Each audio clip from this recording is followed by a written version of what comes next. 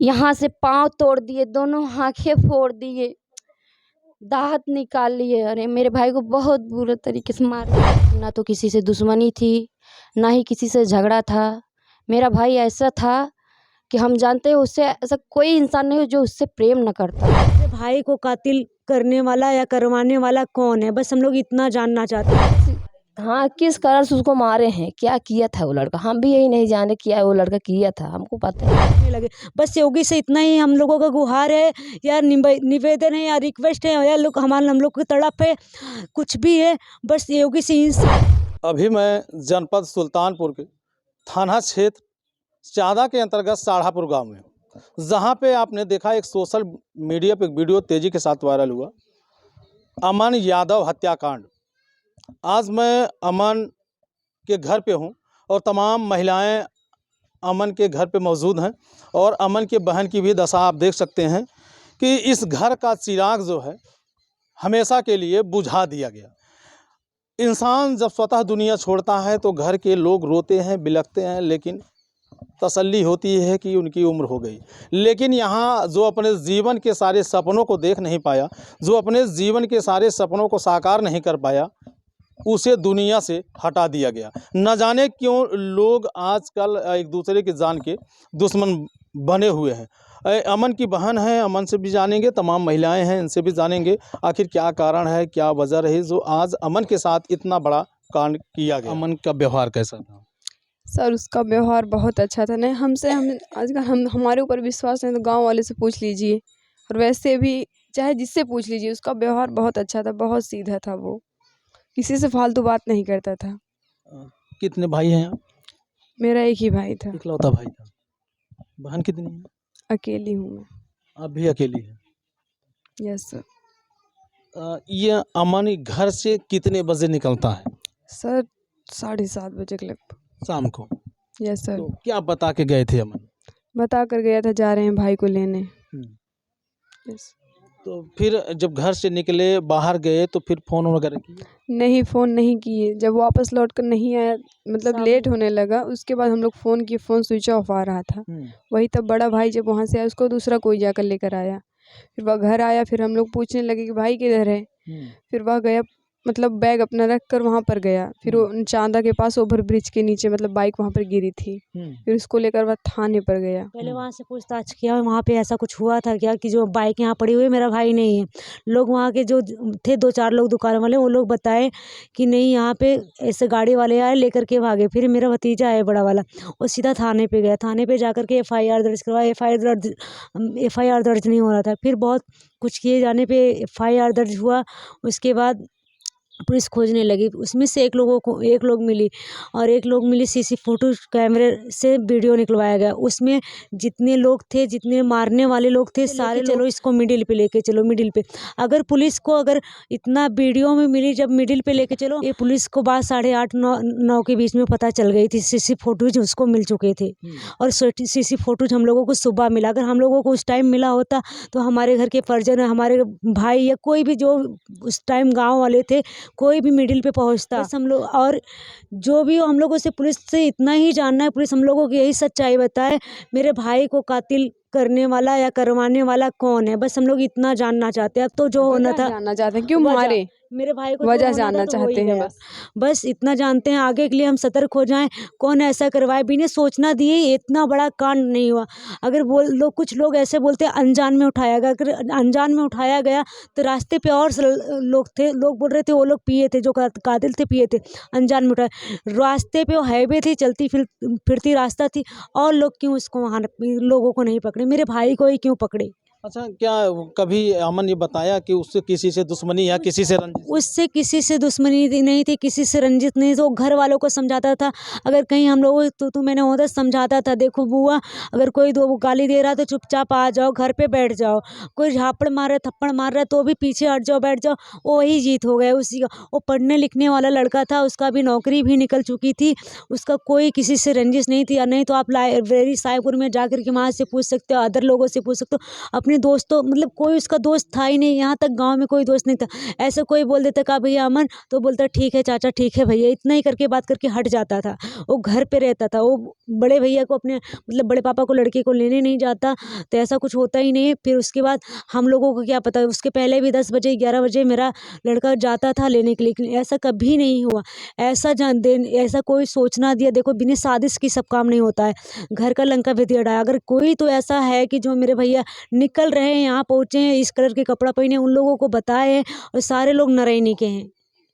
और जब इतना जानती है पुलिस, सारे लोग जितने भी कातिल हैं सब नारायणी के हैं, तो जितनी भी पुलिस है नारायणी के घर वालों के, उनके माँ बाप पे, उनके बहनों पे, उनके बीवी को ऊपर क्यों दबिश नहीं डाल रही। उनको उठाएगी तो कातिल ऑटोमेटिक आएंगे, किसी की घर के हो, अगर हमारे भी घर के अगर हमको उठाएगी तो हमारे घर वाले, हमारा भाई रहेगा तो वो बिल्कुल हाजिर होगा। पुलिस क्यों नहीं दबिश डाल रही है। आज 4 शनिवार दिन की रात की बातें हैं। आज मतलब इसमें कौन से दिन है, 5-6 दिन हो गया, लेकिन अभी तक कुछ भी हम लोगों को कुछ भी नहीं कर रहे थे। हम लोग रेडी नहीं हो रहे थे। फिर डीएम आए, डीएम लिखित दिए, आज इसको बुलाए थे, आज ये भी इसको भी नहीं बुलाए, बोले थे तीसरे दिन आने के लिए। गई थी, गए हैं, मामा गए हैं। मामा गए हुए हैं। क्या कह के गए? मतलब बुलाए थे मुझे कि मतलब कार्रवाई होगी इसकी, इस बात से। और मेरा डॉक्यूमेंट जो सब है वो सब मेरा मामा और मेरा भाई लेकर गए। बोले जब तुम्हें ज़रूरत पड़ेगी तो हम आपको बुलाएंगे। हम लोगों को इस मामले में इंसाफ चाहिए, और जो कातिल है, जो ऐसा करवाया है, वो लोग अपने मन मर्जी से करें। और पुलिस अगर इतना 3 लोगों को 4 लोगों को पकड़ रखी है, तो पुलिस तो 1 लोगों से भी बयान ले सकती है ना। पुलिस अभी तक हम लोगों को सच्चाई क्यों नहीं बताई। अभी और गांव की तमाम महिलाएं हैं, इनसे भी हम जानने का प्रयास करेंगे आखिर अमन का व्यवहार कैसा था, और अमन की क्या हालात हैं, क्या स्थितियां थी जो आज अमन इस दुनिया में नहीं रहा। हाँ मैं जानती हूँ अमन क्या को, लगता है? मेरा भतीजा था। अच्छा ये बताइए, कभी आप उससे अमन बताया कि हमसे किसी से विवाद है या किसी से झगड़ा? कभी नहीं, उसका भी बात किसी से नहीं था। तो आपके यहाँ आते जाते थे अमन? बराबर आते जाते थे। ऐसा उसका कोई बात विवाद किसी से रहता ही नहीं था। वो बहुत अच्छा लड़का था, किसी से मतलब नहीं रखता, खाली सिर्फ अपने पढ़ाई और अपने लिखे अपने घर से मतलब रखता था बस। हाँ बस इतना मैं जानती हूँ। मेरे भतीजे को यहाँ बाहर घुमा रहे थे, वहाँ पे डायरेक्ट नहीं ले गए। बस यही तो हम आप लोग से पूछना चाहते हैं कि पुलिस दरोगा क्यों उनसे पूछते नहीं, जो मुलजिम पकड़े गए हैं, कि पूछते क्यों नहीं भाई किस मतलब किस कारण से उसको मारे हैं, क्या किया था वो लड़का। हम भी यही नहीं जाने क्या वो लड़का किया था, हमको पता ही नहीं। आप क्या लगती हैं? मैं उनके बड़े पापा की लड़की हूँ, मेरा भाई था, मेरे चाचा का लड़का है वो। जैसे अमन आपसे कभी कुछ बातें शेयर किया, कुछ बताया? नहीं, मेरे भाई जैसा किसी का भाई नहीं होगा। मेरे भाई की ना तो किसी से दुश्मनी थी, ना ही किसी से झगड़ा था। मेरा भाई ऐसा था कि हम जानते हैं उससे ऐसा कोई इंसान नहीं हो जो उससे प्रेम न करता हो। मेरा भाई ऐसा था। मेरे भाई को साजिश के साथ मरवाया गया है। मेरे भाई को हमें सिर्फ और सिर्फ अपने भाई के जान के बदले जान चाहिए, सबका इनकाउंटर हो। अच्छा कैसी साजिश उसके? यही तो हमें ना अब साजिश, जब मेरा भाई यहाँ से निकला, जब यहाँ से मेरा भाई गया बिना लोकेशन के, तो कोई किसी को मारेगा नहीं। यहाँ से लोकेशन मिला होगा तभी तो मेरे भाई को ज़बरदस्ती पकड़ के गाड़ी में भर के ले गए। मेरा बड़ा वाला भाई वहाँ तो पहुँचा नहीं, उससे पहले मेरे भाई को उठा लिए वहाँ से। मेरा भाई तो घर पे पहुँचा, अमन आया नहीं आया है, तभी मेरा भाई डर गया कि मेरे भाई को कुछ हो गया। मेरा भाई भागते भागते वहाँ पे गया, वहाँ पे गाड़ी फेंकी हुई मिली, पुलिस थाने में गया, वहाँ पे रिपोर्ट लिखाई। वहाँ पे जो सीसीटीवी कैमरे में जो वीडियो था वो पुलिस वाले सब देख लिए थे। सबको पता था कि मेरे भाई को मिडिल पे ले गए हैं, मारे हैं, सबको पता था। लेकिन तब भी मेरे भाई को गुमराह किए वहाँ पे। अच्छा ये पुलिस की वजह से मेरे भाई की जान गई है। अच्छा एक चीज़ ये समझ में नहीं आता है कि आखिर विवाद भी नहीं था, किसी से कोई झगड़ा भी नहीं था, तो आखिर ये ऐसा कौन सा कारण बन गया जो अमन की जान देकर चुका? मेरा भाई पढ़ने लिखने में तेज था, और जैसे बहुत जलने वाले भी होते हैं।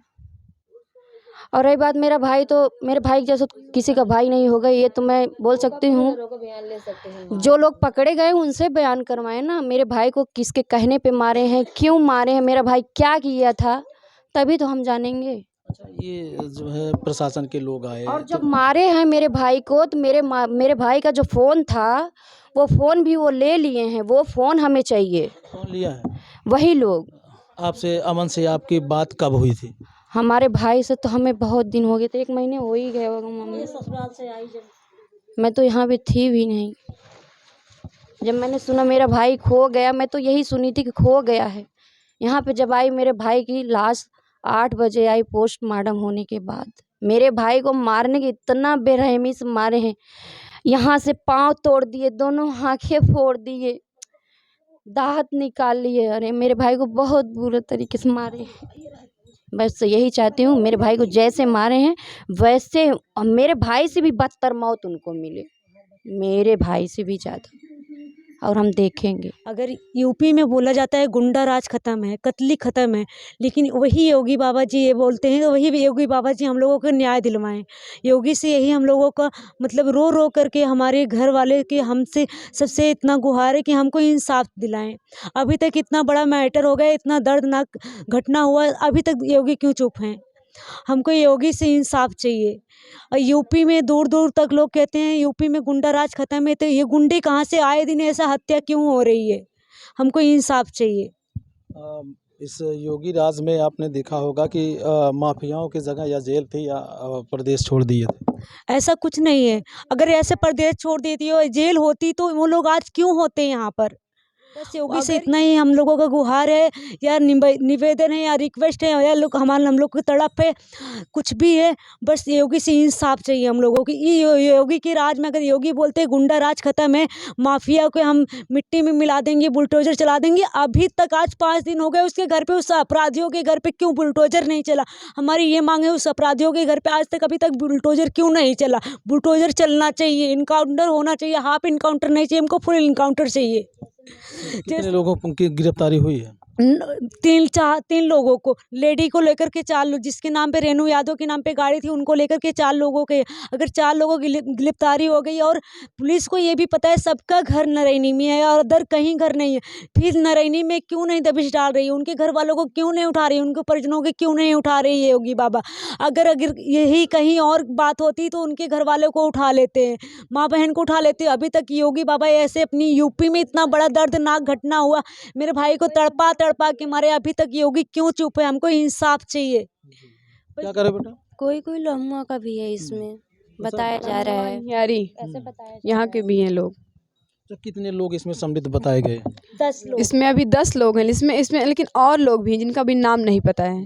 अभी नाम, मामला प्रकाश में नहीं आया। नहीं, कमजोर है तो अभी नाम तक नहीं पता कर पाए।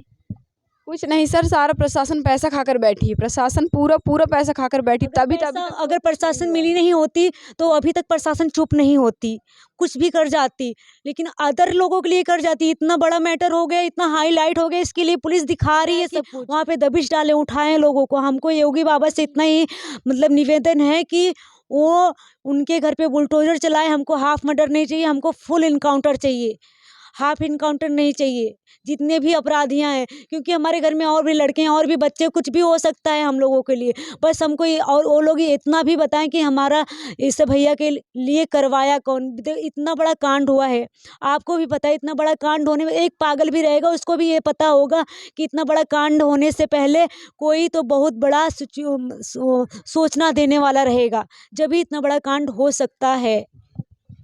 तो दोस्तों, जिस तरह से अगर अमन यादव की हत्या हुई है, कहीं न कहीं इसमें एक बड़ा रहस्य छुपा हुआ है। जिस तरह से ये घटना हुई है, वो घटना के कारण परिवार में पूरा खौफ का माहौल है, और पुलिस प्रशासन इस मामले में कार्रवाई की है, जिसमें 3 लोगों की गिरफ्तारी, एक का एनकाउंटर हुआ है।